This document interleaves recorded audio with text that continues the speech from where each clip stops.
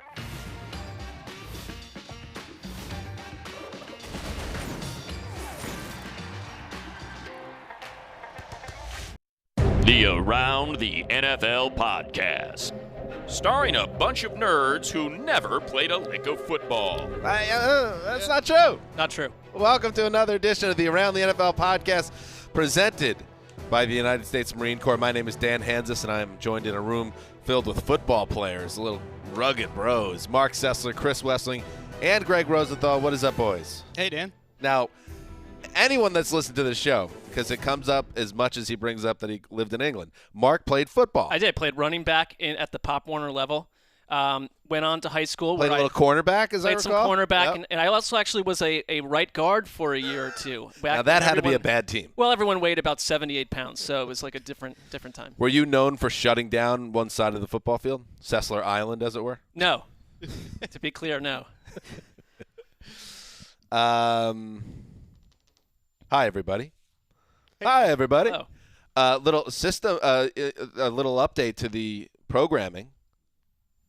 Please. Greg will be joining me tonight. Oh, that is an update, yes. In Mark's place. Mark is hard at work on a long form that about to be. It's going to change the world. It's caused me some stress, but I'm hoping the final product will be. A tweet about some writer's block, huh? If you've ever dealt with that, like I can't get out of it. I don't know. Ain't nobody got time for that. Do you know? Your boy Kerouac. Yeah. Drank himself to death. Okay. Shot himself? Well, I don't know. No, he did not shoot himself. How old was he? He died at I believe around 63. Okay. Late 50s. You're fine then. Yeah, that's not what I'm discussing. Because a lot of times here, you kind of peak artistically, and it starts going downhill. I'm just putting it out there. Maybe the writer's block doesn't become unblocked. Oh, I've certainly peaked artistically. Nothing better is going to be happening at this point. You're just sort of going through the motions, trying to earn a paycheck every 2 weeks and roll with it. This will be a little different lineup on Thursday night. We asked Wes, actually, but just with the tension between the two of you from last show, it just didn't seem like it was a good time. Didn't seem smart. What tension is that? Well, the Kirk Cousins stuff. Just a lot of We hate each other. Multiple issues. I had multiple people stop me in the office to say they enjoyed the back and forth. Right, of course. I thought it was fine. Now, there have been times in the history of this podcast where a show ended and there was a little tension. I sense none of that. I was Joking. joking. Okay, good. I will say, though, that the champ is here 2 minutes. That was some real tension, and also maybe my favorite 2 minutes of the show all year. That was, I feel like I spoke honestly about that one, so go back and check it out. I hadn't seen the Sessler eyes this season. They came out in that moment, which I was not expecting. That topic will do it, and it's been doing it every Sunday all season long. I'm with you on that one. This is a interesting week in football. First of all, we have what I call 3 A-plus games. And then Ravens at Bills, Niners at Saints, Chiefs at Patriots. And then I call them B-plus games because I just think there's a lot on the line and there's fun games. Titans at Raiders, Seahawks at Rams. I might even give an A- to Seahawks Rams. You want to bump it up, A-? Yeah, I think so. All right, let's bump it on up. I mean, plus you got Al there, it. Al and Chris. Chris, Michelle. Don't leave Michelle out. You got last year's NFC champion. This is really their, What's going their on? last You look time. especially polished today. What's happening? Yeah, what's going on here? Your hair. What? How am I different? Your beard seems Makeup. like you've The got beard is oil- trimmed. You've got I oils trimmed- in there, don't you? I trimmed the beard. Oh, There's no there oils. it is. It's a good ensemble. Can we get tight on Greg's beard because it's really freaking us out? Really, you know. Well, you got makeup on because you got your Juicing show up. coming up. Yeah, I did NFL Now. That's the one that requires the makeup earlier Look at today. that beard. I did get a haircut Nice. this The week. only issue is Haircut? Trimmed it. the mustache isn't connecting to the beard. Yeah, That that's side just shot. that's just. But what the I'm rest of gonna the beard have to looks deal with. amazing, actually. Wow, I mean, this is a lot of. I don't need Pocket to connect for square. this I'm situation. uncomfortable with The all pocket this. I square. have to connect. You look good. That's Okay, I'll You take just it. got abused Thank you. Yeah. in front of us. Touch Greg as much as it pleases you, Dan. Anyway, so we have 3 A-plus games, 1 A- game, and a B-plus game, and then we got a lot of big wood being laid because there's a lot of just one-sided games, according to the desert. So it's an interesting week. It's topsy-turvy. It's going to be fun. So let's get into it draft style. Old Zeuser's picking first, and I thought, wow, how lucky that I'm picking first. But there's so many great games, as I just alluded to, that you can't really go wrong. In fact, it's one of those situations like in a fantasy draft where you just stress out because it's like you have multiple options that would work as number one, and then you just, am I going to pick Christian McCaffrey or am I going to pick Alvin Kamara? That type of situation. Or like David Johnson or Saquon Barkley and ruin your whole season. Exactly. In my fantasy league of record, the guy traded for the number 1 overall pick, giving up his second-round pick and his first to get Saquon. He's not in the playoffs. All right, here we go. First pick. It's Dan, Mark, Greg, Wes. Wes, no bye week, so you got 4 games on your plate, so dig in. All right. Just terrible. We might farm out a game. It's not like I have to write about them. All I have to do is watch them and talk about them on a show. Okay, here we go. First overall pick will be 49ers at Saints. I'm going to go 2 10-2 teams. Huge ramifications here in the NFC. The Niners, listen, they've lost 2 games on field goals as time expired. And yet, now here they are in the 5th seed in the NFC. So, perhaps one of the better 5th seeds in recent memory, and maybe they won't stay there. But, hey, if they lose this game, they just might because the Saints moved up to the 1 seed with that Niners loss in Week 13. And I'll be very interested to see how New Orleans looks. I haven't been blown away by the Saints in the past month. November was a little bit of a weird month for the Saints. It started with that ugly loss to the Falcons, and then they stacked some wins, and they won 3 straight. But at no point, the Bucs game, they were pretty good. But I wasn't really blown away by how they're playing. I think they need to raise their game a level, and the sign of a good team is that you win when you're not quite, revving on all engines. So, again, this is not me saying I'm worried about the Saints or anything like that. But I wonder if the Niners are getting the Saints at a time before they kind of figure it out.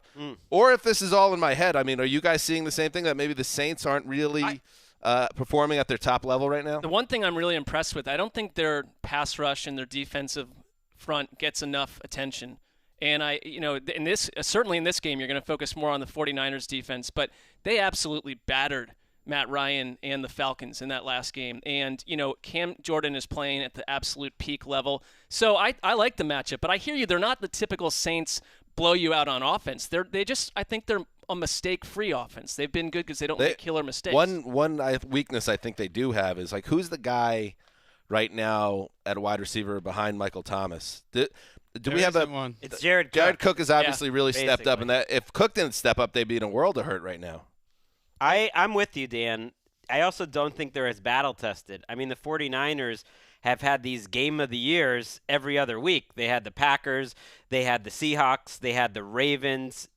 The Saints offense especially hasn't had a lot of great tests, and this is the most difficult test there is for a passing attack. And normally you think strength on strength, you're taking Drew Brees and the Saints passing attack. But to me, the 49ers pass defense is the more special group in this game. And this is a different Saints team. They're first in the league in terms of preventing turnovers, as Mark mentioned. They don't make mistakes.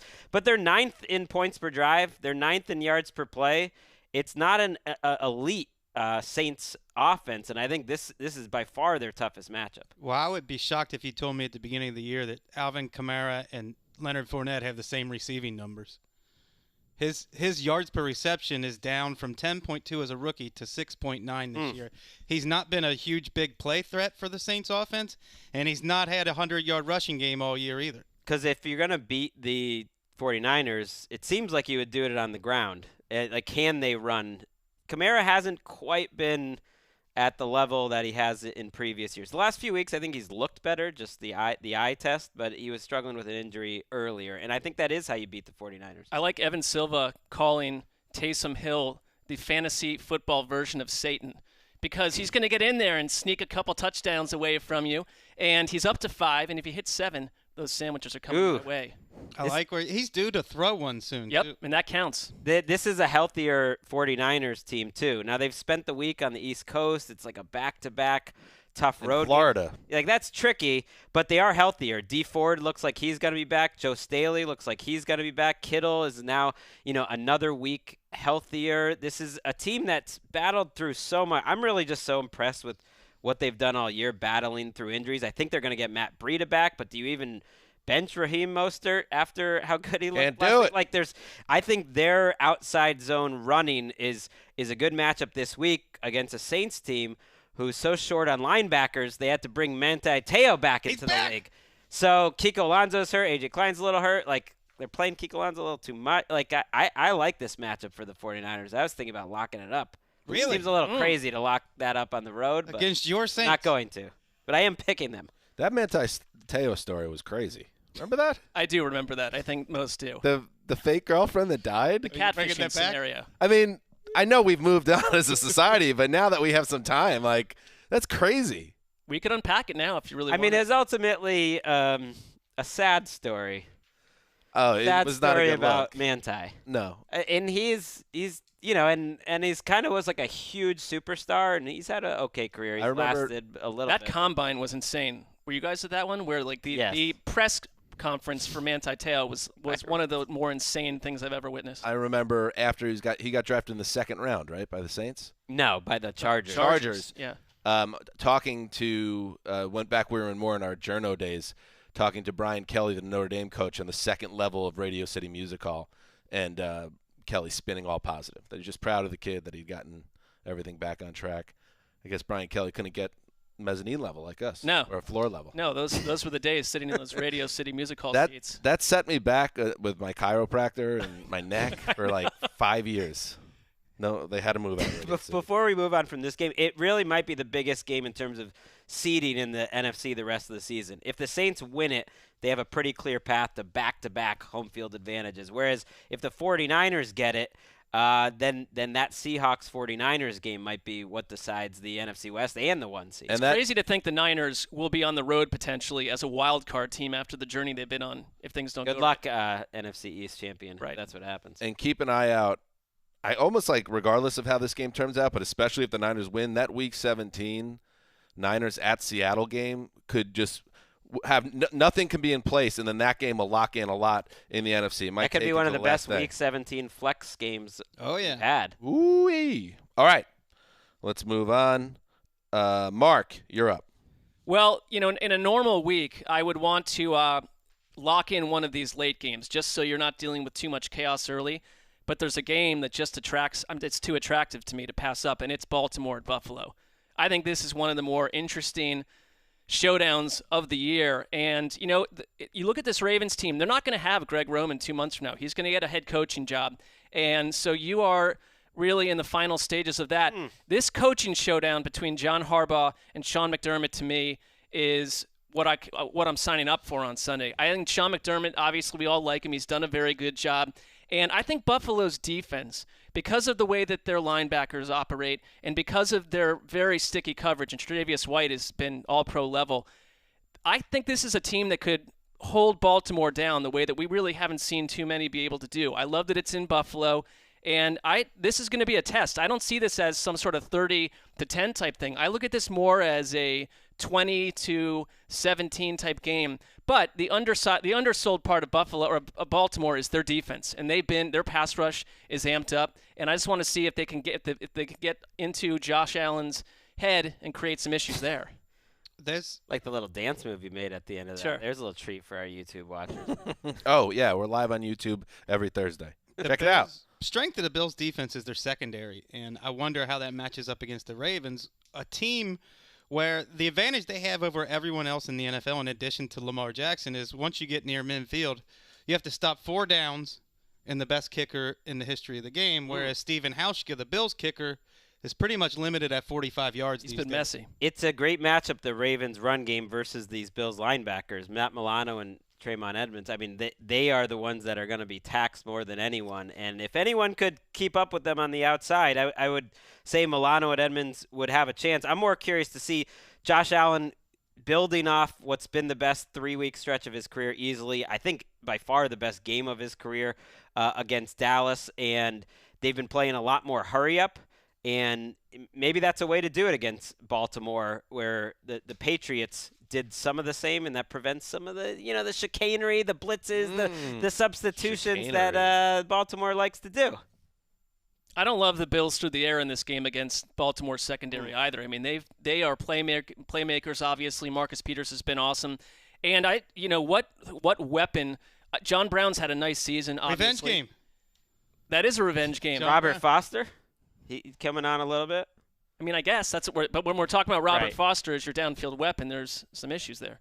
I would be more worried about, if I'm a Bills fan, their pass rush is just, it's okay. Like, their defensive ends are okay. And going up against this Ravens team, Lamar admitted, the weather gave him some issues last week with the slippery ball. He wasn't accurate. I did check the forecast. Supposed to be a little windy, 20% chance of precipitation. I think if you're the Bills, you're hoping this game Ravens ugly. But Ravens don't care about bad weather. I guess, but Lamar, he said it. Like, it messed them up last week. I mean, he did not throw the ball well. They did not throw the ball well as a team, and maybe it was impossible to in that situation. I mean, when I hear windy, I think Josh Allen interception at a key moment. I mean, there's a downfield strike that goes totally awry. He might actually be helped because he doesn't put any loft on the ball, so power through that wind. All right. Next up, Greg. Oh, wait, I forgot. Yes. I was going to lock up the Ravens on the road there. Oh. See, the lock sounds better.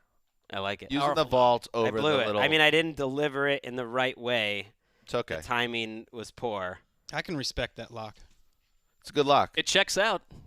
And it also, you begrudgingly have come around a little bit on the Bills, but it just shows that you still don't believe them to be in that top tier. That's call. Okay. I'm with you on that. A little bit, but it's more that I think the Ravens are one of the greatest teams we've ever covered, and you're not going to have a chance to lock them up. I mean, they are. I think Playing one of well. the best regular season teams that we've covered, and certainly in the 6 or 7 years. So if the desert's going to allow me to do it, which they do this week, I'll do it. I haven't really thought about that. Like, if we did, this would have been a good time to do it. Ooh, maybe that's a good Tuesday seg. Now that everybody else gets to do their end of decade shows, we could do, the Around the NFL podcast started in 2013. Best teams, maybe. Some of those Seahawks teams from old. Sure. All right. Hey, Ricky, as the producer, can you remind me of that in about 2 weeks? 2 weeks, so not this coming Tuesday or anything? No, let's kind of bury it like right at the end of the year, so we have the full decade to work with. I mean, Okay. the websites try to get it out early because people just hammering that content all December. That's true, but checking in. That's always been on my radar a little bit. It's like, so the best of the decade of the past 6 years of your 7 show? years. Right. It's like Pitchfork released Best of the Decade November 4th or something. It's like, come on. Yeah. But Does they're that just mean trying to what beat about the this? competition? Yeah, we're not doing that, right? We want to actually watch all these games and these teams before we put together our list. And ours Does is that not make a sense? decade; it's just our decade, which is It is. 6+ years. 7 seasons.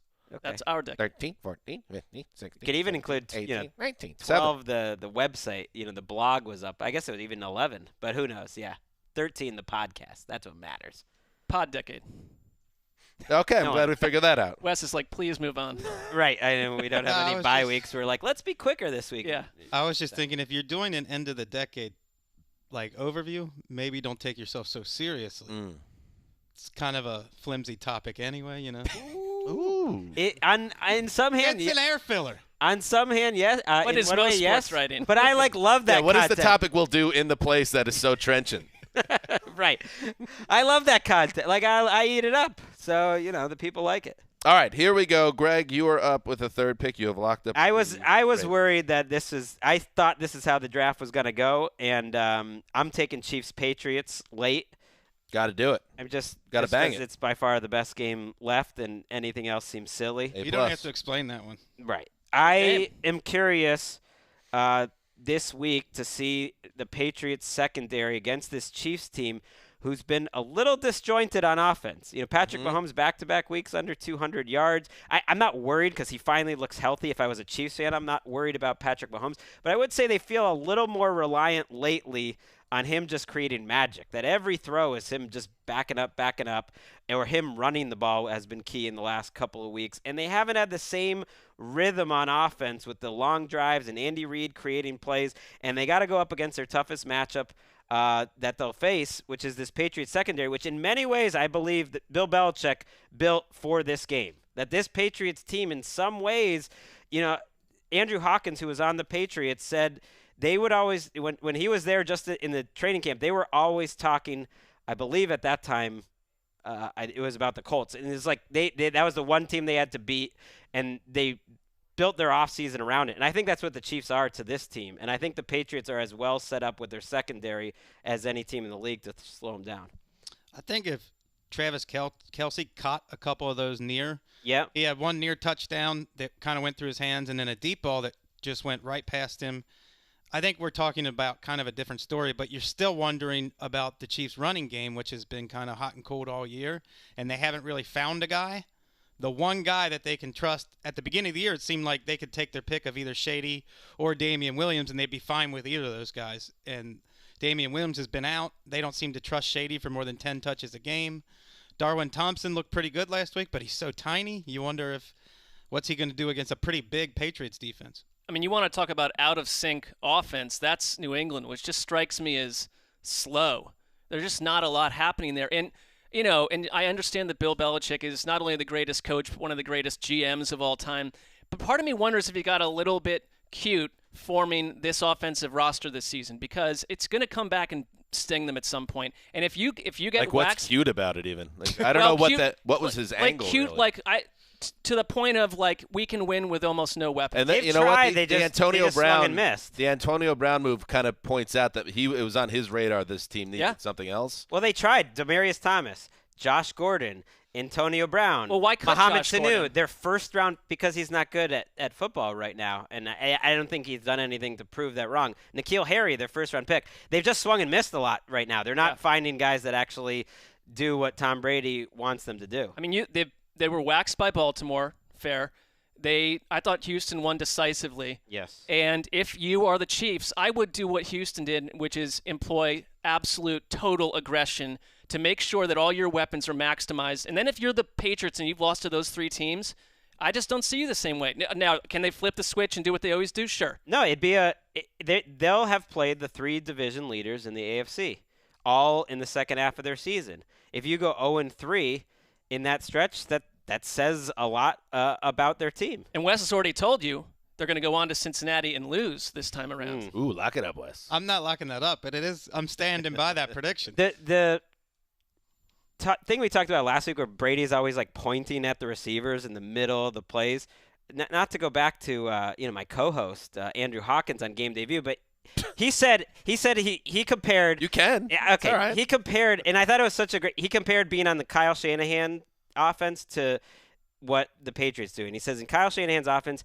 every single play there's a right answer for the quarterback. Like, that's why he loves Kirk Cousins, because Kirk Cousins does exactly what he's supposed to do. There is an exact right answer. And in the Patriots offense, the right answer is whatever Tom Brady wants you to do. And you have to just know, you have to figure out and see everything the way Tom Brady wants you to do. And I think Jimmy G was good at that too. He had a good feel, and that's why they loved Jimmy G.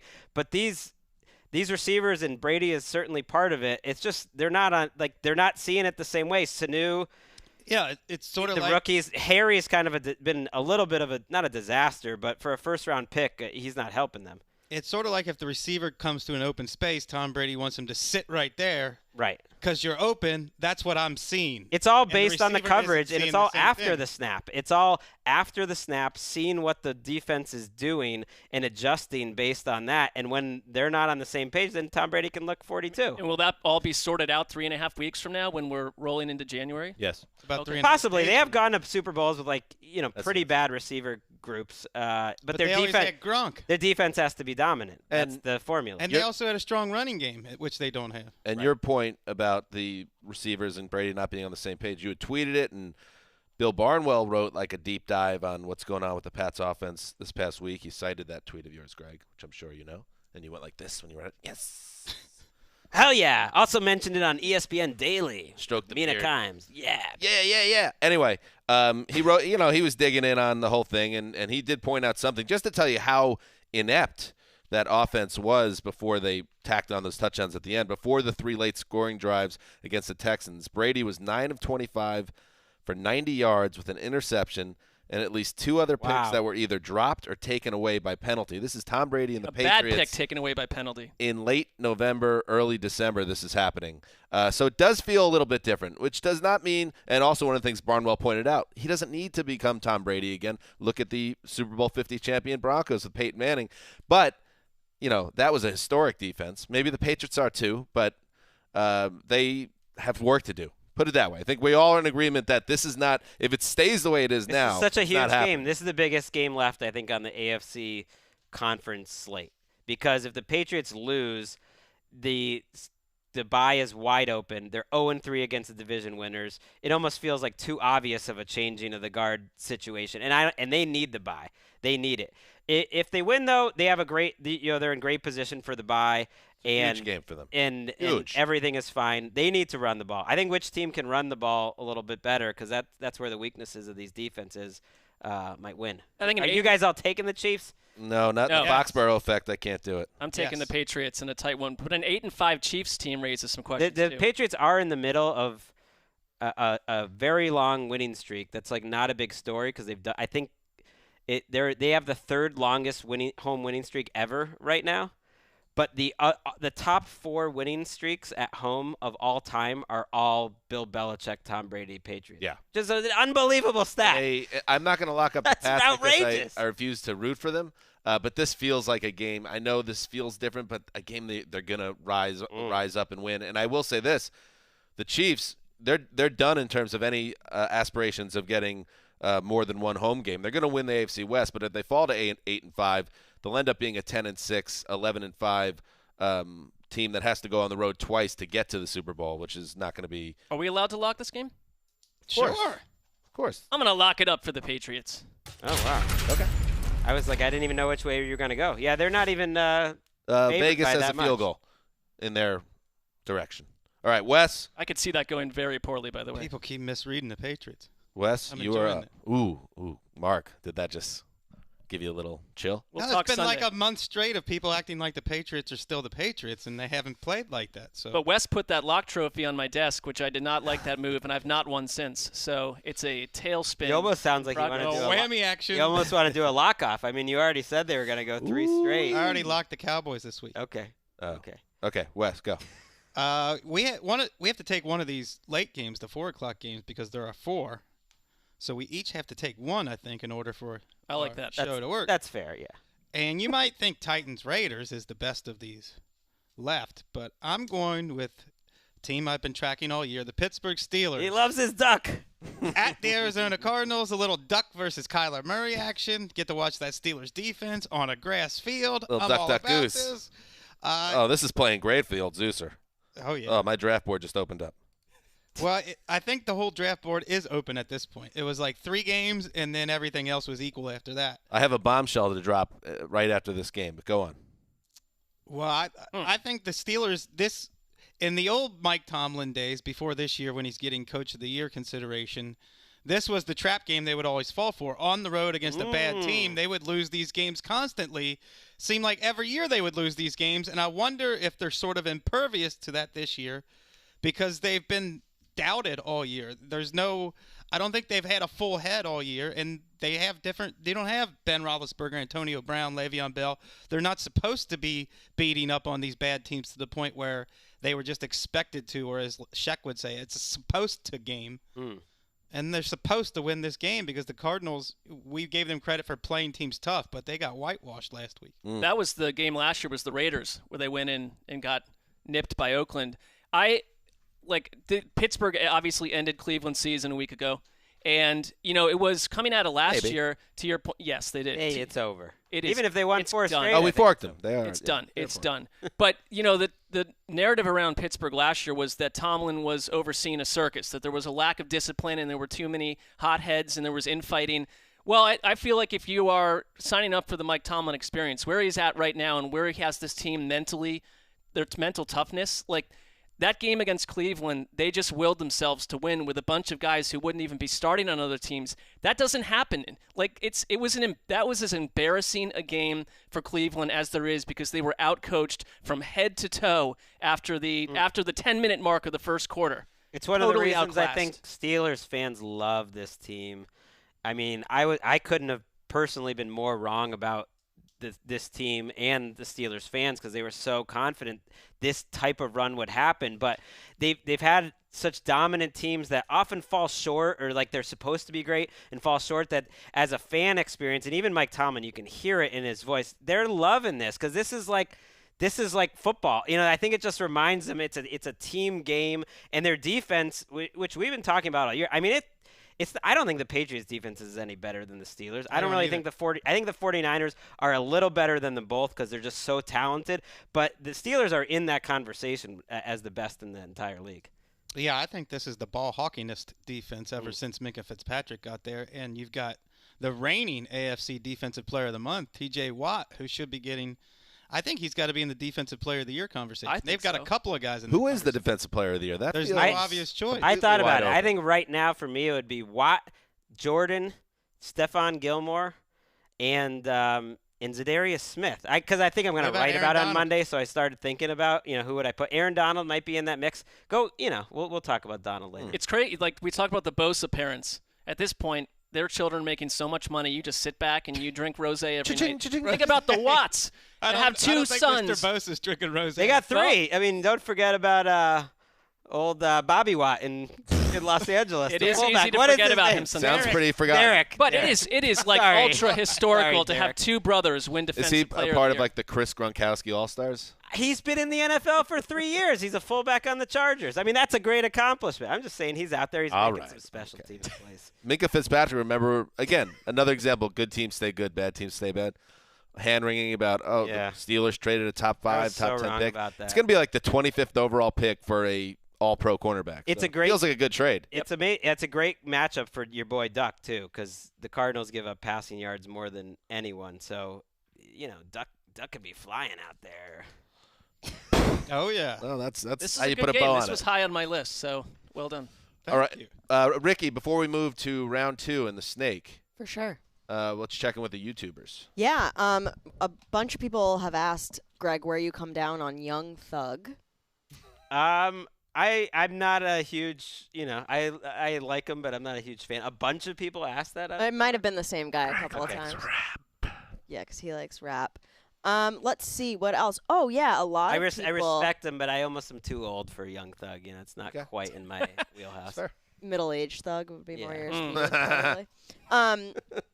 At least I didn't say flies like a duck or whatever, like Greg just did. That was class. Try to put a bow on it. Right? Try to put a bow on it. But Dan, a lot of people are wondering what you're going to do with your conditional, trade that you made with Mark last That's week. right. In fact, He forgot until you just asked. That game also went into overtime almost. You came close on came that close to element, really cleaning up there. It's not conditional. The conditional was if it went to overtime, Right. I would get your first-round pick, which it did not, obviously. But a part of the trade terms is that we were swapping second-round picks. So I am moving ahead of you, which has huge ramifications potentially as For we you. begin round 2. Well, yeah. I mean, you could say 8 other things are happening. You just drag me wherever you need to. I don't remember how this trade went down at all. You agreed to the deal. I know I did. I'll do whatever you say. Yeah. Dan, also someone Yes. says you should tell Dan he's having just a so-so hair day. You know what? I noticed the same thing when I caught a couple of glances in the monitor. And Yeah. I will tell you that me, Jack, and Harry have an appointment with Brett over at Jag Barbershop in Westchester Oh, I've been there. on Friday tomorrow. So that will Okay, be good. rectified. That's how you grow like a great hair tradition, hair family. Like the 3 of you all go together to get the haircut. Yeah, that's how you keep the tradition going. Yeah, no, I'm instilling it in them that it's important to. Are they going to have your hair though, or Emily's parents' hair? But They're both in good shape now. You and your dad 5 have and 3. the same Yeah. hair, so you'd We'll suggest see. that. Yeah. I can't speak to that. I hope they do. Let's check back in like 25 years. Will you love them just like a little less if they don't have your hair? I mean, who the son that has the better hairline is gonna, probably get more of the inheritance, I would think. All right, Wes, it's snakes to you. Well, Round 2. once again, this. All right. That was the copperhead. A snake cow. Oh, I thought that was some kind of Star Wars beast from the bar scene. We're not allowed to talk about that film. I mean, we got 2 Yodas now. Why is this possibly Why do we have a 2 bother? Yodas? Why is this I've been dealing possibly with one bothering you? Yoda for 40 years, You have not been dealing with and now it I at have all. another Yoda that's all over my timeline. It's a baby he's cute. Yoda. You are He's showing not- up in memes. It's like I'll give you this. It's being Give me a a little break. bit overplayed on Twitter, but the idea that the first Yoda was some sort of taxing deal for you. You've never even watched the film. I mean, I think you Was. skated by. I have not Mostly. skated. I've been, living with this Star Wars thing all around me, burying me for 3 decades. Star Wars season. It is Star Wars. It- season. It's no longer It's Christmas an odd season. bit. It's no longer holiday season. It's Star Wars season. And it's nothing personal toward you, Mark. You're a Star Wars fan. There's billions I'm one of the you. biggest critics of the many missteps the franchise has made, but the fact that it bothers you so much is It does. it's curious to me. It is curious. I understand that. It's just one of those things, as somebody that likes to be plugged into pop culture, if I'm going on websites and I'm following different people on Twitter, and that's all that keeps coming at me. I mean, you have a movie that's coming out, right? Correct. The final I don't know about Skywalker we, or whatever. but- And then you have the Netflix or the Disney Plus show. That just seems a lot. I mean, here's the thing: studios are looking to make money, apparently, and that's what's happening here. They're looking to make that coin, and they are. Oh, they're And, making coin. well. How about make a good movie? I'd like to see that happen first. I'll be critical. Are you optimistic about the No. final Skywalker? No, The Rise of Skywalker? What is it, Rise of Skywalker? The Rise of Skywalker. Yeah. Not even vaguely. Is he going to have his hand in this one? He lost the hand that one. He is not even adventure. alive at this point. It's not. See? There's not I referring mean- to him. This is like your relationship with the Hamill. Browns at this point. You like put so much into it, and then you These just things get that begin mad in at them. childhood, Mad you know, at them, in yeah. the adult version is often there's disenchantment, disillusionment. All right, we're falling behind pace here. Let's go. Wes. It's another draft pick that may invite derision, but it checks a lot of my boxes. Midwest, grass field, one of my favorite teams. Buffalo was quarterbacks. taken already.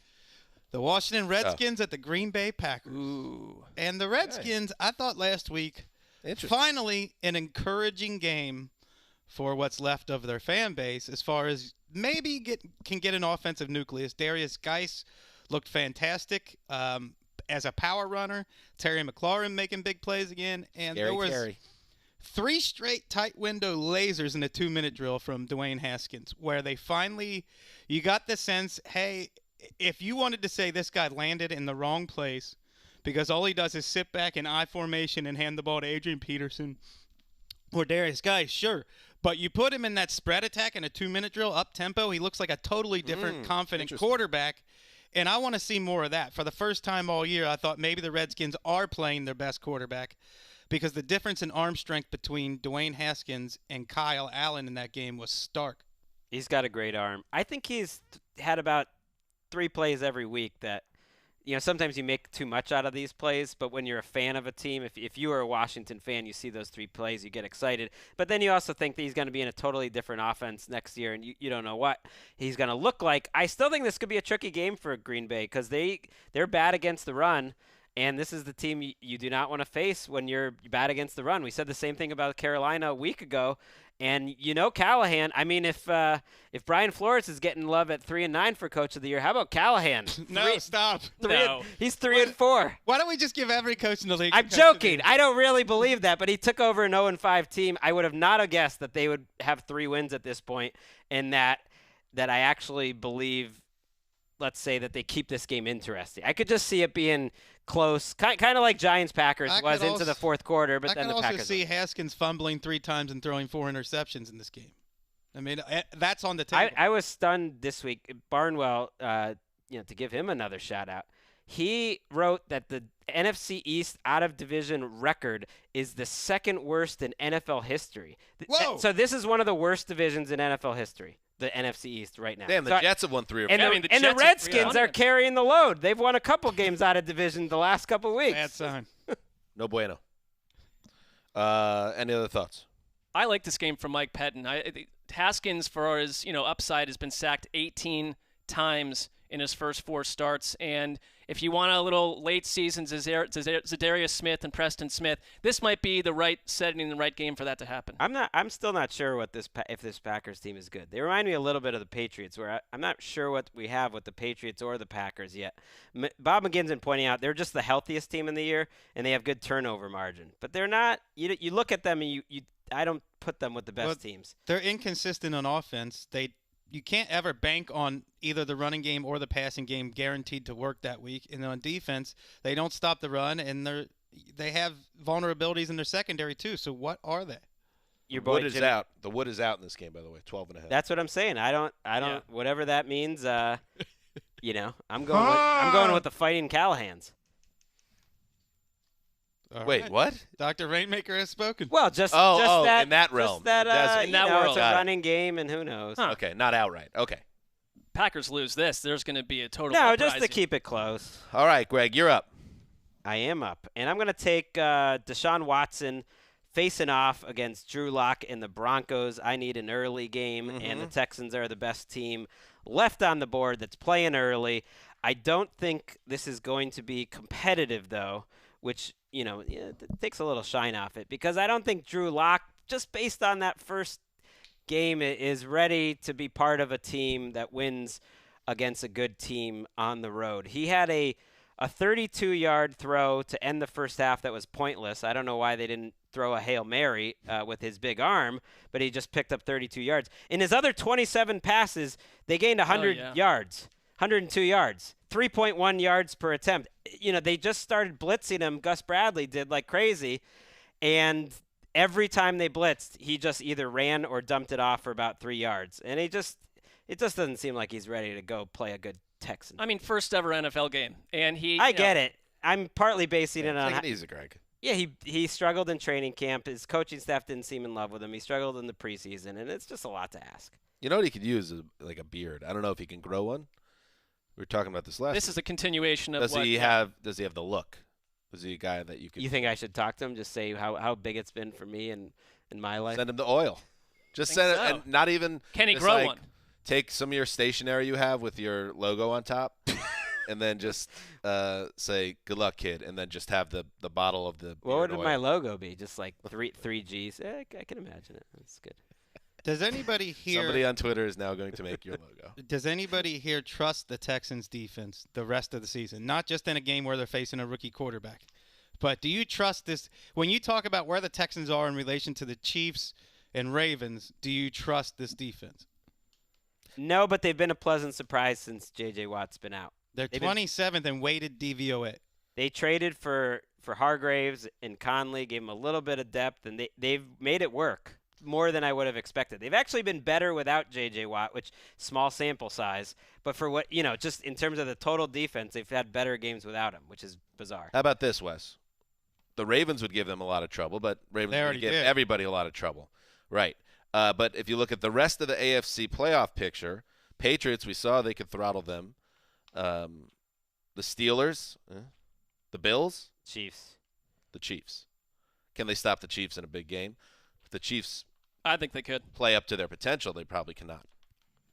I think they're kind of a matchup team in a perfect world with Romeo Crennel, that you get J.J. Watt back for the playoffs, which is something we haven't mentioned on this show. But Ian Rappaport said that he's trending that way, which But is what shocking. version of J.J. Right. Watt are you getting after that injury? We'll see. They beat the Chiefs, 31-24. I just, this week you're counting on Skangs, old Rich Scangarello, to provide like a schematic advantage Papa for his Scango. young quarterback, and they haven't shown that they're able to do that. All right, here we go. The trade was made. I move up one spot, and that works out for me because Titans at Raiders is my pick. Ouch. Yeah, I thought you were gonna take that, right? I assume. I will grab it. I needed a late game, and that is a B+ game in my mind. And in my mind, I believe that the Raiders outscored 74-12 the last 2 weeks, are an easy team to disregard, and conversely, the Titans are a team that would be impossible to disregard based on how they've been playing over the last several weeks.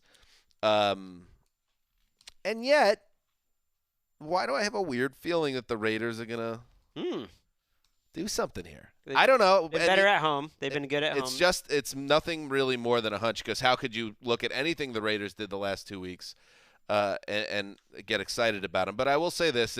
Tennessee, it's traveling across the country. They've been playing well this season of the last month. But, do I think they're now a superpower? I don't know. I don't know if I can go that far. And the Raiders, yes, we've talked about it all season. They are a rock in terms of their home play, their ability to hang with teams, to just play at a different level. And for that reason, I think everyone's going to be picking the Titans in this game and writing off the Raiders, and I get that. But I don't necessarily see that way. I see this as a close game. Wes, I imagine you disagree heartily. No, I think the Raiders they've been Jekyll and Hyde, and they've been the good team at home. Like, what are they, 5-1 at home and 1-5 on the road or something? They've been terrible on the road, but I don't think you can overlook them at home. And the Titans aren't that good where you say they're going to roll in there and just dominate the Raiders. I think these are two pretty close teams. The Titans are better on a neutral field, but it wouldn't shock me if the Raiders win this game. Certainly not. I think Tennessee is obviously transformed with Ryan Tannehill. They are averaging just a tick under 30 points per game with Tannehill during his 5-1 run with the Titans, which is bested by only one team, the Ravens. And I always thought that this was a defensive-oriented team, and that was their strength. But Derrick Henry makes anything possible. And you can get to Tannehill. He was sacked 6 times last week. But Their offensive line is can so the bad. Raiders, though? Maybe. The Raiders have had some good moments with Clelin Ferrell and MAXX. I like him.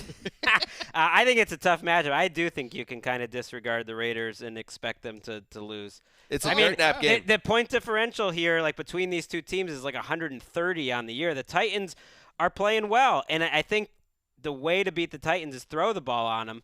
It's been very tough to beat the Titans running this year. They're one of the best run defenses in the league. And so you would think they'll be able to slow down Josh Jacobs. And Josh Jacobs kind of all the Raiders have. Derek Carr, he's just not finding open receivers because after Hunter Renfrow got hurt, I actually think that was a big factor. Look at the I know. Look at the What a turn. Well, just you don't have anyone. You have Yeah. Tyrell Williams, and that's it. You trade for Zay Jones, one of the biggest Waller. wide receiver can play, busts of bro. the last few years, and you're playing him 60 snaps a game with no production. You got no one to throw to other than Waller. Derek Carrier's garbage time touchdown last week was the first for the Raiders in 147 plays. That's 2 games worth Right. of action. They had a 7-minute field goal drive down 34-0. That was the moment I was like, this team, I don't want to watch them anymore. All right, I And- take back what I said. The Titans should be expected to come in and throttle the Raiders. Well, and I don't like that you find out that Josh Jacobs has been playing with a fractured shoulder. What about since it? I week mean, 7. Which, he's tough, but you're mentioning like in general, if you're a shoulder injury with a running back, that's about the worst kind of injury. Throw that you out the can have. window. They've had some close games, but Tannehill's Titans are 5-1. The Titans, things can change in a hurry, though. Real quick, they have the toughest schedule in the league on strength of schedule after this week. After the Raiders, they're home at Houston, home Saints, at Houston. So you got to win this You one. got to win this game. And the Raiders, it goes without saying that this is a dirt nap game for them. Because even if they lost this game, even if they won out, the Titans, who are going to go 9-7, we know that, they would have the tiebreaker at 9-7. So it's almost a double dirt nap. They're not the Mariota Titans anymore. They could I know, I get that. do a 10-6. They could do it. It's going to take They can 10, do I it. think, the way things are looking. But you know what? I just feel it. It's in my bones. I'm locking up the Raiders. Wow. The silver and black. Wow. Ah! It is not a small thing that it is their second to last home game ever in Oakland. And I'm locking it up for you, Mark, because I want you to go to Oakland with a lot on the line. It would have meaning. For your when big, is long form. That's what you said you were having writer's block for. Right. No guarantee it gets You're unlocked. writing about the Raiders' guarantee. final season or final games in Oakland? Yes, but there's a two-part thing. The first is a multi-voiced, like ex-Raiders type look back at the team and the experience with Oakland. I That's love the it. part. So, no, I think I would love It's a for banger. that last game in Oakland to have meaning. That's not too much to ask. It's a special relationship. I feel like if you had to choose one team to tell the entire story of the NFL, it would be the Oakland Raiders. No like, doubt. To me, they are kind of, the Packers would be the other one that comes to mind. But to me, they've just encompassed so much, and I don't know. I love the idea. The more you dig in, it's like it becomes a relationship. It's pretty in depth. I had a bunch of weird dreams last night. Whenever I fall asleep on my couch in my living room, which I try not to do, but it happens sometimes, I have weird dreams. One dream, the one that caused me to get up off the couch and go to bed, was my friend Bob and I were driving down a Los Angeles freeway, and he's like, "Oh, you're getting onto the 110," and I said, "Yeah, yeah," and then I lost my bearings, and then last thing I heard was "Poosh," underwater. And then I shot up out of the couch. Nightmare.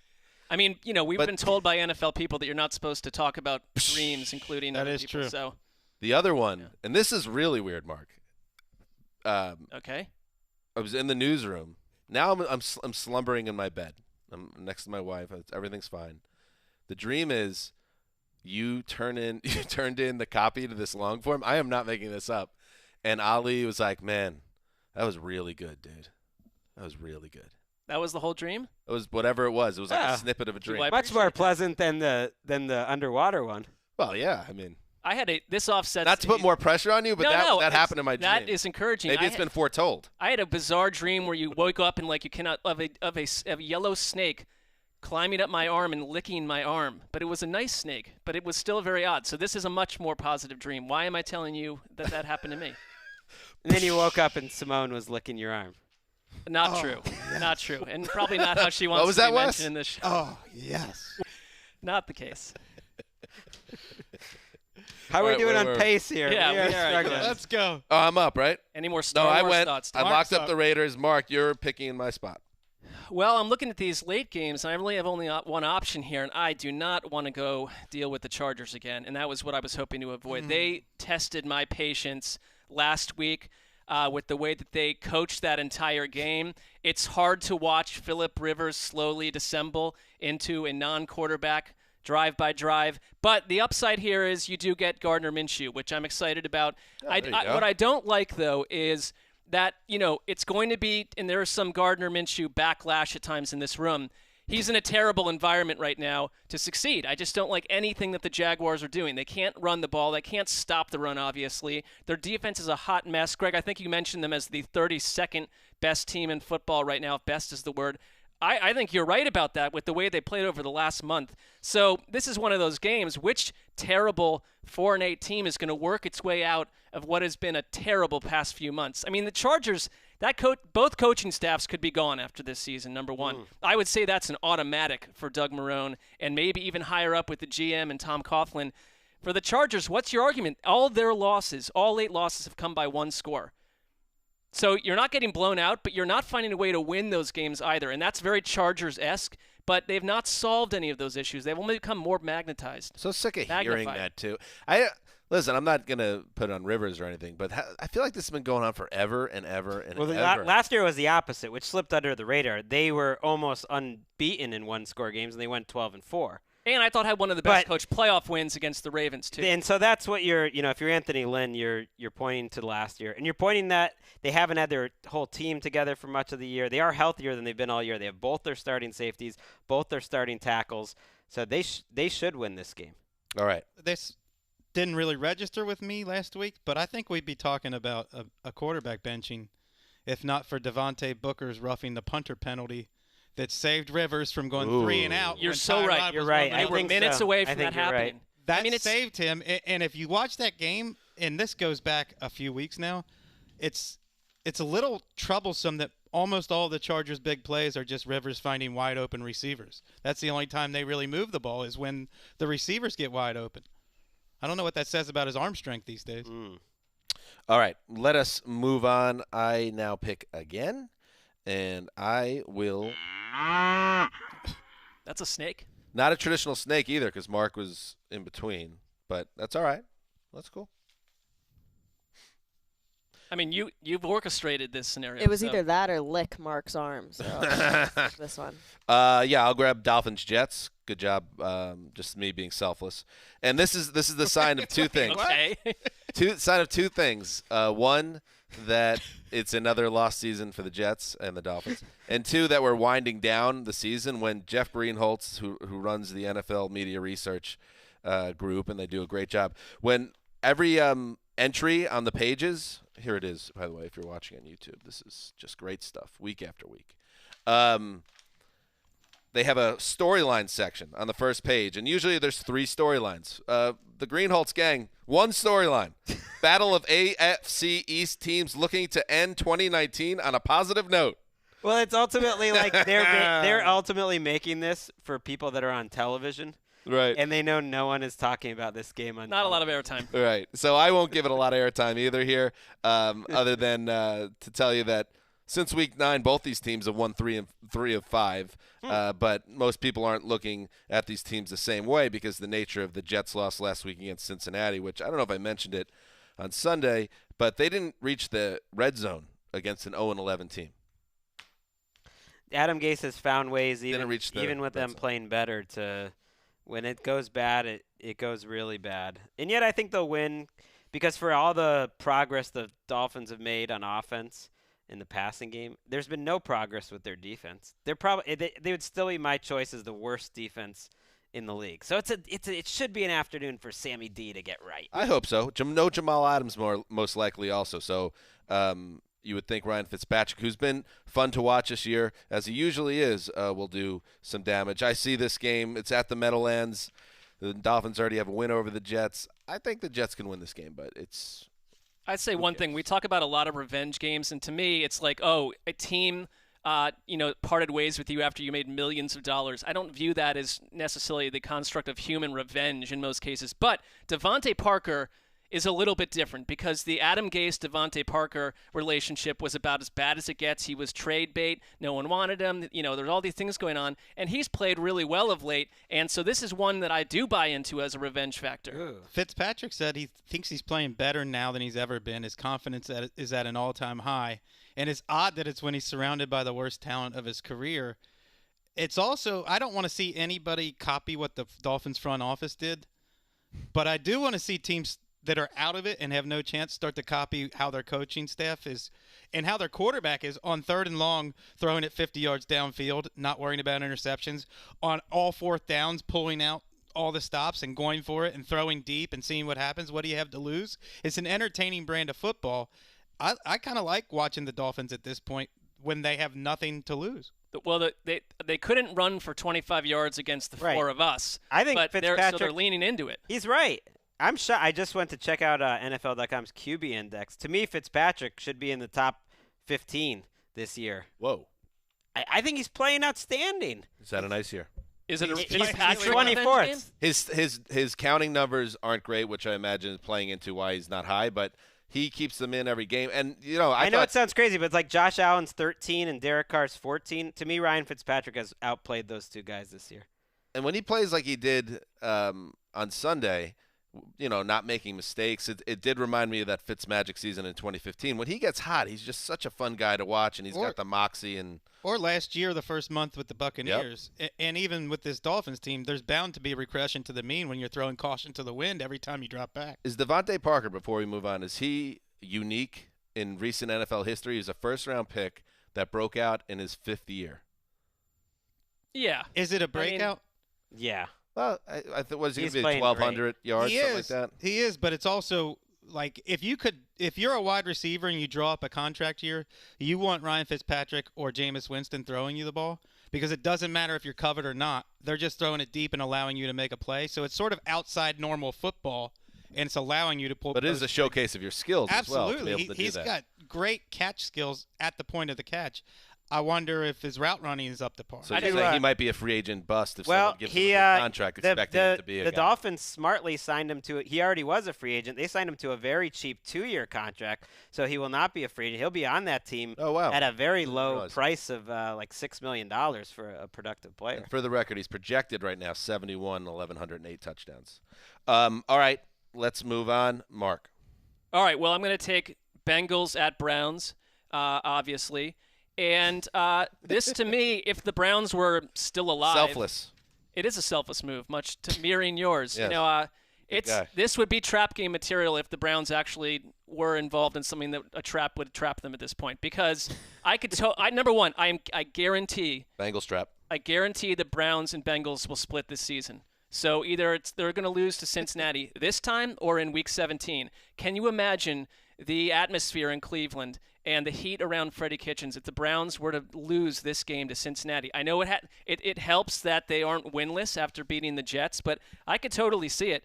The one thing though, if you're for all the negativity around the Browns, the same things have been good kind of week after week over the past month, and it's been tumultuous. But Nick Chubb, Jarvis Landry is having an absolutely insane season. He made a toe-tapping catch last week that it's up there with the best catches you'll see all season. And for all the, for Odell Beckham has totally vanished, Jarvis Landry has not. And I do believe that they can score points and put Cincinnati in a bad place here. But you don't see any continuity with their offense from one quarter to the next. They went completely to sleep against Pittsburgh, and I could see it happening again. The Bengals' defense has not been a problem the past few weeks. No, their defensive line is playing really well. Dunlap, I think, got player of the week. Geno Atkins is playing fine, and Sam Hubbard's playing really well.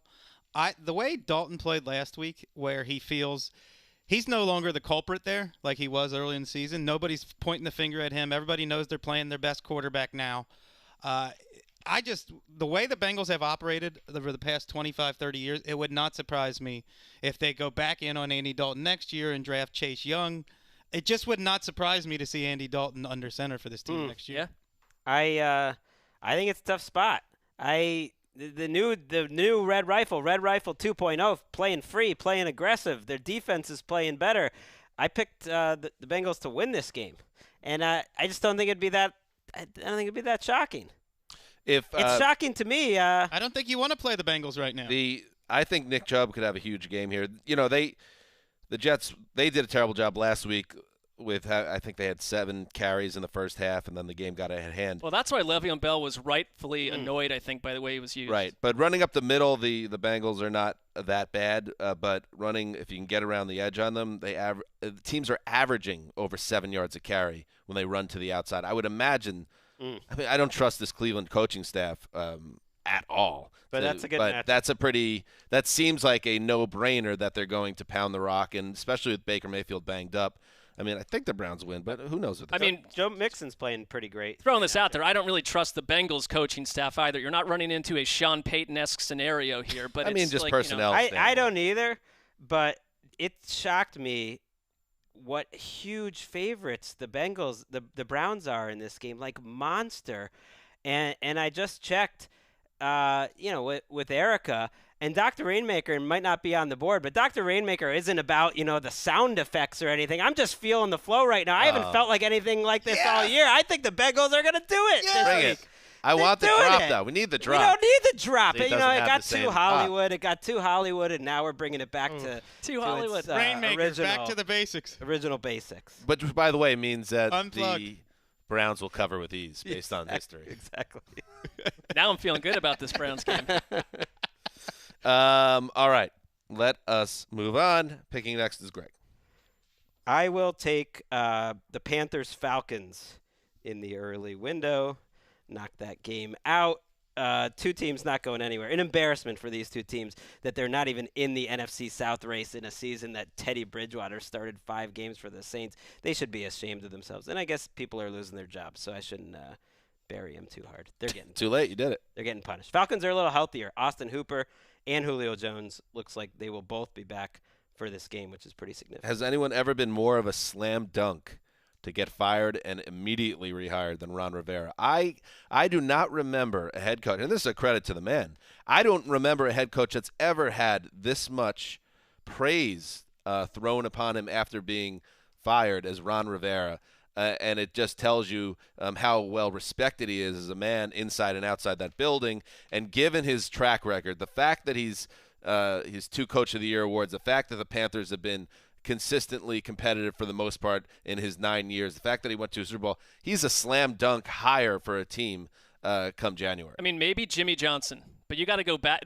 These cases are few and far between. I'm totally with you. I think teams are already looking at their embattled coaches thinking, what do we need to do to make sure we're in this conversation for Ron Rivera right now versus clinging to our fading away coaching staff? I am with that, and I feel like I've always been really pro Ron Rivera, but it at least should be pointed out he coached 9 seasons, and they had a winning record in 3 of them. I mean, the Panthers fans, I feel a little differently about Is Ron. that true? That is a factual. That's really surprising. That is a factual statement. He won Coach of the Year in 2 of them. He won a division with a losing record once. They had some 8-8s. That's But one way of painting it. Did they Another win way of painting it is he had the 10th best record in the league during the time he was in Carolina. Right, 10th So he was best. a Why do you top hate third- Ron Rivera, Greg? He was 10th a top best. third I coach. think exactly. I think that's exactly where he is, like the 10th best and worth. That's pretty good. You'll take that. A lot of owners would sign up for that experience. Absolutely, but they weren't like a consistent winner. Like let's compare him to guys like Andy Reid or Sean Payton who have won less Coach of the Year. It's like it's not at that level. Well, That's to all. your theory, he's a defensive coach, and that is less reliable from year to year. Should be said he also took over a 2-14 team. Absolutely. With a rookie quarterback. 6-10, 7-9, 12-4, 7-8-1, 15-1, 6-10, 11-5, 7-9. Well, he didn't start winning until he had that epiphany. So you got to give him a few years That's there true. before he started, becoming Riverboat. He had 4 playoff appearances in 5 years. Nice. Um, In Carolina, which was, I believe, they have 4 in their previous 16 years combined. okay. Anything else on that, Greg? No. Let us. Kyle Allen seeing ghosts, hearing footsteps, fleeing the pocket too early. It was the first time all year where I thought maybe they ought to give Will Greer a look.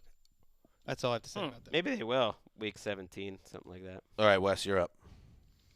We're going to take Colts at Buccaneers. I love these Buccaneers right now. I feel like it's a great pickup for you, Wes, this late in the draft. Oh, yeah. I'm loving my draft so far. Not bad for the mid-round. Yes. I said a month ago I'm all in on the Buccaneers, and they have been one of the best teams in football over that stretch. They are, I believe, 3-1 in that stretch. The defense is just coming alive. Devin White just got named NFC Rookie of the Month, and he's a guy who I think he's going to over-pursue at times. He's going to miss some plays, but he's also playing with an aggressiveness and a confidence and a speed where he's running through ball carriers. He's getting to the ball. He's getting to open spaces where the ball is and letting his instincts shine through. He looks like an old-school middle linebacker to me where he's just sideline to sideline running through people. And I love watching him play. JPP playing with his hair on fire. Shaq Barrett. Let's use a different. Okay, that's fair. It's better than his hand on fire. It's good. All right, that's all I have to say about the Bucs. He's playing really well right their now. front seven is ferocious right now. He sideswiped him. That was like a Shaq know. Barrett sack right there. That was This is your classic berserker team. When we talk about the definition of a relatively, it's annoying that their record is what it is, because if they had been playing this way the entire year, you could flip-flop that record potentially. Remember the team we saw in London? I mean, that's part of the problem. They're just so inconsistent. And I want to throw out one thing here. Yes, it makes a lot of sense that the Bucs are a berserker team in this spot, and they would put the Colts to sleep. But this is a late-season cornered animal game for the Colts, who need to win this game to stay in the mix. Basically, do you trust Jameis Winston against a cornered animal team? I don't know if I do that. I don't know. I could see him. I never totally trust. that corner animal's playing with 2 broken legs and a sore hip. Yeah, they're too banged up. It's beat up. They might get Marlon Mack back this week. I can't tell when I watch this Bucs team whether I think Bruce Arians and Bowles have done a good job Coach of the year? for developing. They clearly have some talent, and they're letting that talent come to the fore. Or if they've not done a good job because they're 5-7. They probably should be better with all these good players. I totally agree with you. And the Colts, to me, though, I feel like we're waving. They're this ship on the water getting farther and farther into the distance. Very valiant coaching effort by Frank Reich and the whole situation they were put in, but this does not feel like a playoff team to me right now. Bucs have been very good coming out of the bye. Their season basically ended when they lost right at the buzzer against the Titans and the Seahawks in a row. In games they played pretty well, and they've kept playing well. That was it. By the way, no Adam Vinatieri. Like they signed Chase McLaughlin. I wonder if we see Adam V again. He's doubtful. It's with doubtful. injury. I mean, things could change. Knee but injury. he's- They claimed McLaughlin, and the Bills and Patriots also put in. They blocked us from. They McLaughlin us. Blocked us. I don't know. Not a bad kicker. Kai or Chase, I'm going with Kai. I'm bringing him in the building. But, that's just me. Wait, we're taping this Thursday. Give Kai a chance. We're taping this Thursday all afternoon. I am saying. I like They how did this, give him a this chance. bit turned in from you thinking Kai's not that great of a guy to you being his biggest champion right That But was he deep. needs it for the bit. Sorry, Dan's surprising. running Yeah. out of Yeah. bits. He needs to keep this going. Seahawks corner bit is ending soon. We'll get to that in a moment. It's Thursday afternoon. It's past 4:00 on the East Coast. I mean, the sun's going down in Foxborough. The Patriots still don't have a kicker on their team. I know Belichick. It would be very Belichickian to enter an entire game without a kicker. Just to be like, oh, we're just doing things differently. But This feels like you going on the maybe not website in August and being like, "There's only 7 coaches. What are we gonna do?" they'll probably sign a kicker. Why did What I is lock up going a on? team with no kicker? Yeah, at some point. I'm going to rethink that. What is happening? Maybe not against the Chiefs. That strategy. Well, they In fact, just I see my lock. No, they'll sign. I'm changing my lock, and it's coming up soon. okay. Wow. Oh, stay with the Patriots. No, I know. Of course you want me to. Don't Just have a because kicker. of the kicker, Don't listen they're to the gonna have guy. a kicker. I Like kinda probably just, have one as now. the show's been going on. You're in first place. You're the champion. Don't listen to the guy in last place. I'm more thinking Never, that this, he's never won I anything. wanted to keep the Patriots. I just locked. think that the Chiefs are. I don't like that situation. All right. Because I'm rethinking it. Okay. Wes, this game. I liked it because when Of course you like. If I could have bet the house on this, Tom Brenneman and Chris Spielman will be assigned to Detroit Lions at Minnesota Vikings.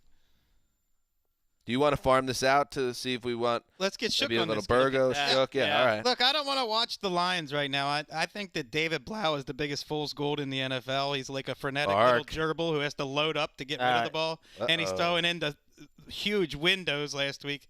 I don't know. I mean, no one's painting him out to be. people paint. Yeah, absolutely. Well, what they about the paint- Blauhards? the Blauhards The are. Blauhards are just having All some day fun. Twitter was going wild like David Blau was some You kind know of what? miracle Mark, worker. Greg, who You need know- to speak for the Blauhards? The Blauhards, here's what happened. That could have been one of the worst Thanksgiving matchups ever. Right. He made it fun. And, Kenny Galladay had, Fun-ish. 138 yards and a touchdown at half. And it was because Blau wasn't just doing little Jason Campbell-ish, check downs the whole time. He took some shots. So I Mentally- kind of like that. He played a good head-up game. He knew when to take some I'll chances. give you all made that. no mistakes. So if you can do that again, I mean, you're He's right. By about the to way, get destroyed in Minnesota. you got the Blauhards It's and not gonna be The good. Blauhard newsletter go. will be in process. The editions will be rolling out until 2046. I don't care. It doesn't matter what wow. he does on the field. I mean, what a combination though. You got the Blauhards being covered by Thom. You're right. It's Thom and Spielman. I mean, Oh, yeah. Thom's the Blauhard if I ever heard one. Absolutely. Oh no. touche. And Wes, I gotta say it. Kirk Cousins has never defeated David Blau. I gotta Right. say it. Yep. That's Kirk Cousins facts. I gotta say it. Vikings, I think, should be a little worried. I know it's only been a couple weeks, but their defense has not looked good. They struggled. They were lucky to win that game against the Broncos. Then they had their bye, and then they came out, and the defense looked pretty bad on Monday night. I don't know about the Vikings. They have an Xavier Rhodes issue. I thought it was interesting that the Athletic noted when he slammed his helmet down in that last game that he had shouted words at Mike Zimmer. So, Zimmer's actually stood up for him over the course of this year, and when a lot of people have called for his benching. Would you sit Dalvin Cook in this game, or at least consider it? I would get look, him healthy? I would look at a guy like James Conner as an example why you would consider it. Who, by the way, was just announced out this week as we were taping this podcast. For James that exact Conner. reason. Dalvin Cook, on the other hand, says he is going to Says play he's through playing. this injury. Connor said about a month ago, I'm playing the week after my shoulder injury. He re-injured it immediately, and he hasn't been on the field since. I'd be concerned, especially the Vikings Should win this game. barring a free fall. They're probably not going to get one of the top 2 seeds, but they could probably get the wild card if they get to 10 or 11 wins. I'd be a little bit careful with Cook. If you can steal a win without him, this would be it, right? I'd trust whatever the medical people tell the coaching staff. Goddamn right you. It's hurt you before. Trusted James Conner's medical staff. Poor guy. Poor guy. Adam Thielen. I don't think he's going Haven't to play seen him either. in He a got long cleared. time. He He doesn't got even cleared. have 400 yards this year. That wasn't the you're twisting. No, I'm not twisting it. He didn't practice. He had on a bad Thursday. hamstring. No. That I know. He tried to You're get back on the twisting my field. original argument, which was just saying that that they should sit out the bye week. That I was said all. no. It's just one of those things to consider, even if the medical staff's like, yeah, he'll be all right, I think. Maybe say, let's wait until it's like, I think he'll be all right. There's a difference. Hear you. They need him. They're a lot more limited. The Lions have been frisky. I don't think they'll be frisky in this one. But the Lions have kept the games close. They were down to the wire against the Cowboys, down to the wire against the Bears. It's not like with the backup quarterbacks, they've been a total tire fire. Every game's close. There are shows, I believe even our NFL Network pregame show on Sundays, which they now do locks, by the way. I don't know. Yeah, but they have like Michael Irvin locking up the Bengals. Well, that's exactly my against point. The Bengals Lions 10 have weeks lost in a row. 8 of their last 9 games. Yes, this is going to be a hellacious ass whooping. And if we did locks, and sometimes, Greg, you kind of get on us as a group that we stink at locks, but if we do it with integrity, there are always going to be games that are, games that should be close. We're exactly how you would expect. But my point is, most people who do quote-unquote locks lock up garbage like this because, the Vikings are going to win by 35 points in this game potentially. I'll lock this up. Oh, that's brave. I can't disagree with anything you're saying here. No, he's not locking that up. I would love to lock it up, but the mirror would shatter if I attempted to My look test at the mirror. it's way over that test too, yes. All right. Let's move to Sunday Night Football. The Seahawks 10-2 coming off that huge win on Monday Night Football that moved them into the lead in the NFC West. They beat the Vikings, of course.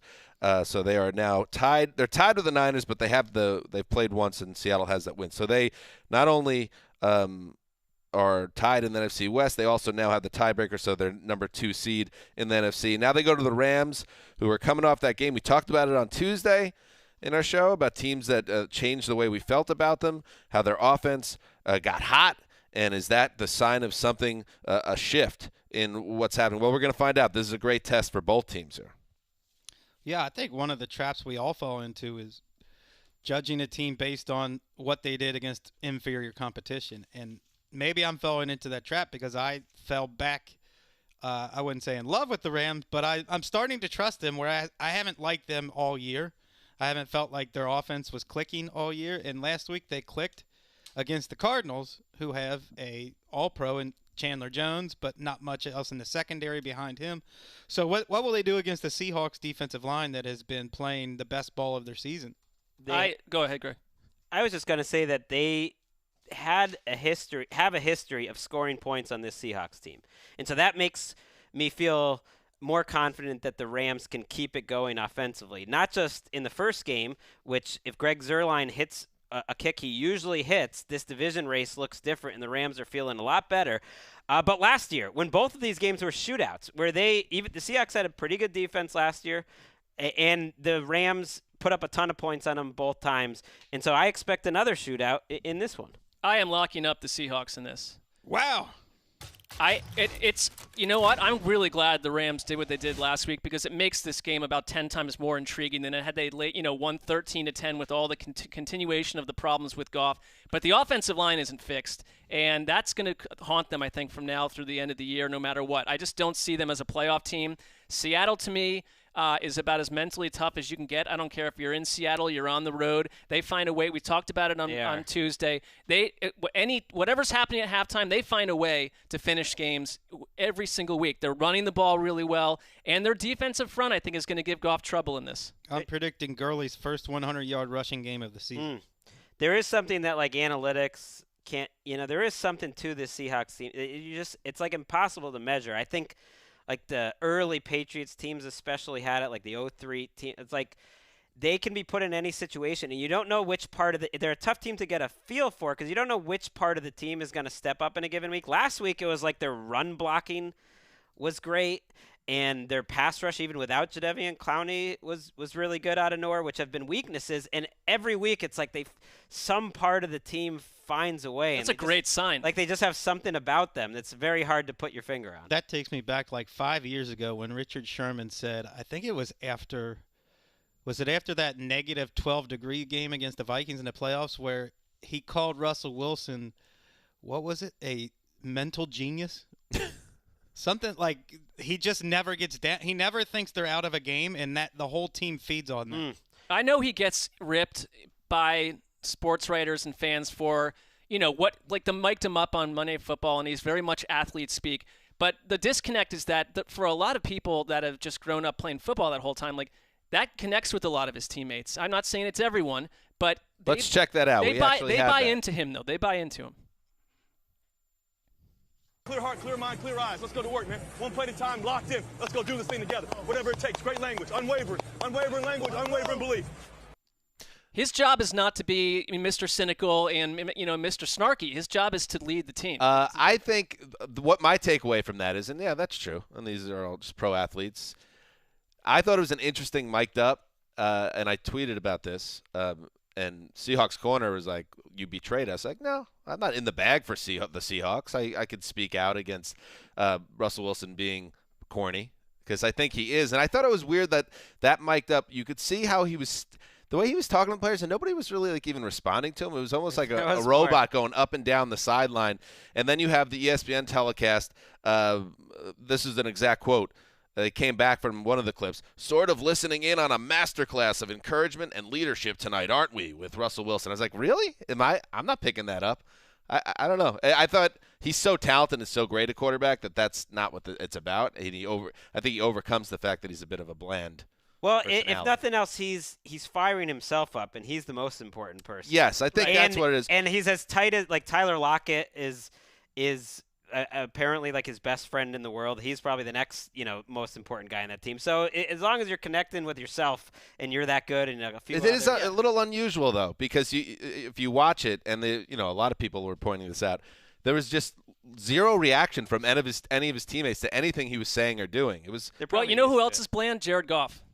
Like he's not. I'm not running through walls for Jared Goff based on what's coming out of his mouth either. So these guys are all built differently. I don't think he's even saying those things. Yeah. But Seattle's track record suggests that whether they're jawing back at him, that they believe in Russell Wilson. That's there isn't. Disagreeing with Jared Goff's like, hey, you guys know how late in and out is? Okay. Exactly.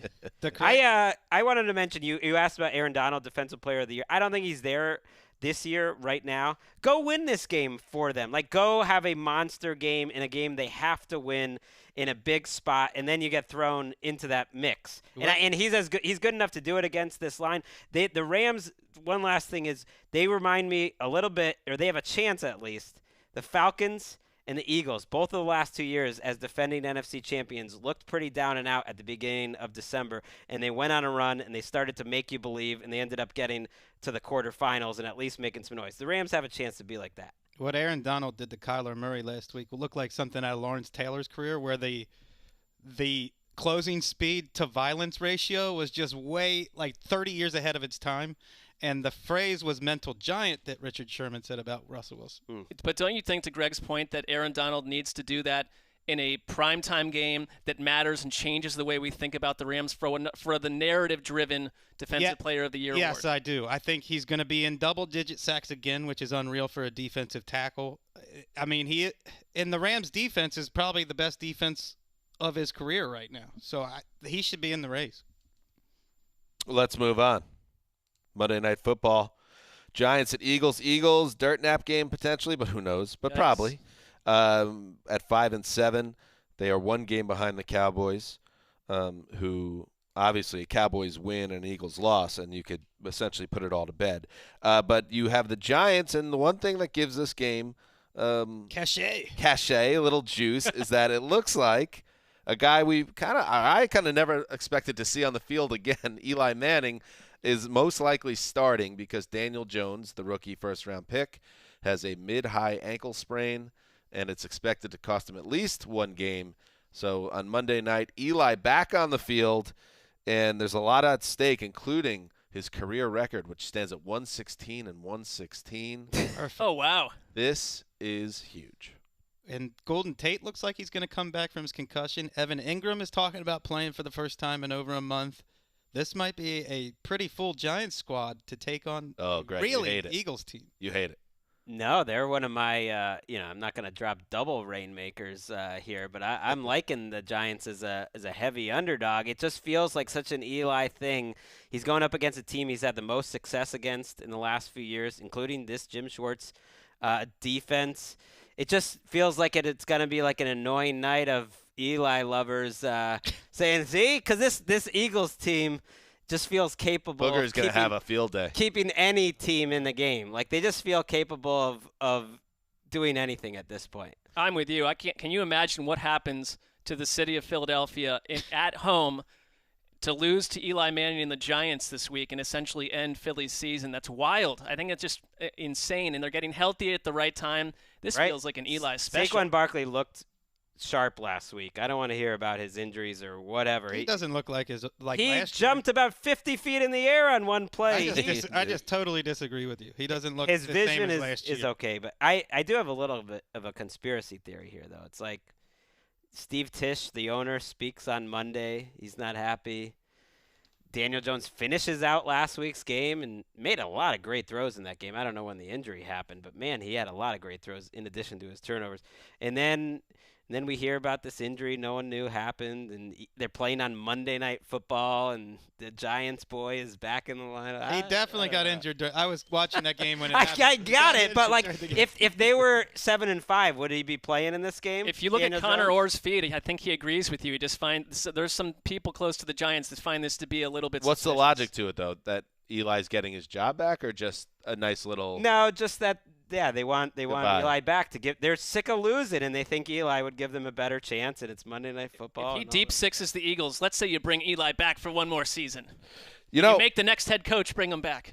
And the same logic. He'll go 4-0, and they'll give him a contract extension. The same logic that we use with Andy Dalton should hold here. That's part of what I'm worried about. Can't kill a man that's already dead. You know? That's true, but in this case, is Eli going to be able to escape the Eagles' pressure like Ryan Fitzpatrick did? He doesn't have Fitzpatrick's wheels. I think the Eagles got tired out in Miami last week watching the end of that game. They dominated the first quarter. But I think in the heat and stuff, they just were not the same team down the stretch. I mean, they gave up leads of 10-0 and 28-14 to the Dolphins. Not a good look. They stink. All right. We will recap all the games we just previewed on Sunday night, our flagship show. A reminder, if you're listening to this on the podcast, yes, on YouTube, this show is live every Thursday, and you can find it in our Twitter feeds. We'll tweet it out if we haven't already, if you want to go back and watch it. But it is fun to follow along because, Ricky, it gets hot in there in the comment section, doesn't it? Oh, yeah, it's crazy. We've got a lot of people watching right now. Over 700 in our small feed that we just started, so that's pretty cool. Okay. 700 people just pump looking up the numbers a little bit. Oh wait! I Put a zero on forgot. I that. forgot. Yeah, it's 7,160. My bad. I'm sorry. I don't have my glasses on. There you go. Yeah, and the comments are good. If any, there's a lot of heat going on. People are arguing about the Ravens and the 49ers. You know, people are saying the Rams are gonna win. A lot of people say like, you spelled your own name wrong, troll. Well, yeah, we do need like the podcast listeners to come into the YouTube comments and improve the quality. Kind of take because control of the room. the guy that like the 12-year-old that just keeps being like Bernie Kosar, 12-year-old or whatever. Bernie Kosar. It's just like that's what Mark's been typing for the past hour and a half. Nonsensical points over and over. Bernie Kosar. Are there any haters aimed at us, like that they're displeased with our work? It seems like a little bit, but no, a lot of love. A lot of people are asking what Wes's kid's gonna be named. Oh, that's nice. A lot of people. We had a girl name picked out, but we don't have a boy name. Yeah. Unwavering language. Unwavering language. What does that even mean, unwavering language? Like, I'm sorry, Mark. Positivity. Russell Wilson's he your wants, guy, but he wants what does positivity. that mean? I mean, do I think that Dwayne... What is unwavering language? I don't know. You're saying that in a huddle. Like, what is that supposed to mean? I guess like positive reinforcement, saying positive things. It's just a weird I mean, thing do to I think chant. that Dwayne Brown, who's been in the NFL for 14 years at left tackle, is if you've listened to him, is an extremely bright guy, is taking a lot out of that? No, it's maybe not for Dwayne, but maybe some of the rookies, some of the young. I think guys. if it's for Russell Wilson and you're going to get what Russell Wilson gives you a quarterback, then you don't care. Good enough. I'd be fine if it were happening on my favorite team.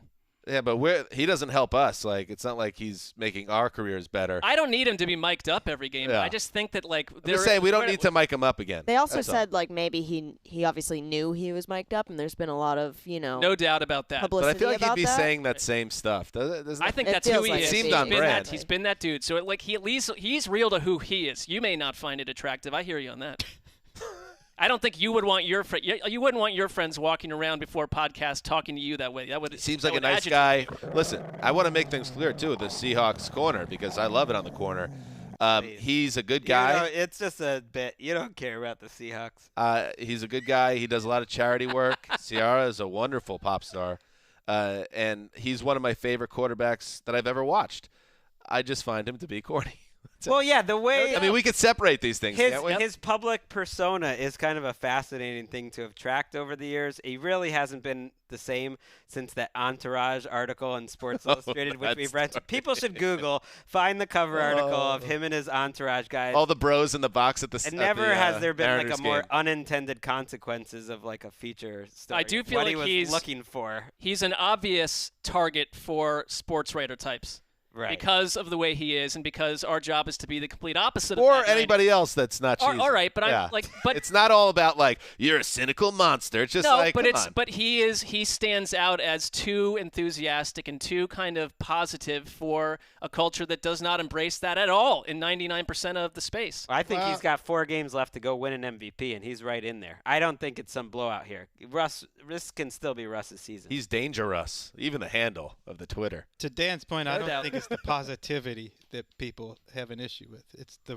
It's the robotic nature of the responses. He's a little A-Roddy. I'll just never forget Yes. when Yeah. I had to, like, I lived next door in college to this baseball player who always seemed like a quiet, kind of tough guy, and he needed me to, like, water his plants when he went on vacation. And I went in there, and on all 4 walls were written on, like, probably 50 to 60 no. note cards, like self-encouragement, all positivity, all the same stuff. And I just have known a few athletes during that time. Did it say unwavering language? Obviously, I was just thrown by it. I was totally thrown by it because it was atypical to what I thought of the guy. I'm gonna But get I you think a big they're poster operating board. differently than we are. You know your little back shed on your property, Mark, where stuff goes down, where you have your computer. I'm gonna get you a beautiful framed, like what is that yeah. store at the mall? Or you can. Oh, get, what is it? that absurd story. where Positive it's like- affirmations yes, or whatever it is. absolutely, It just will say unwavering language.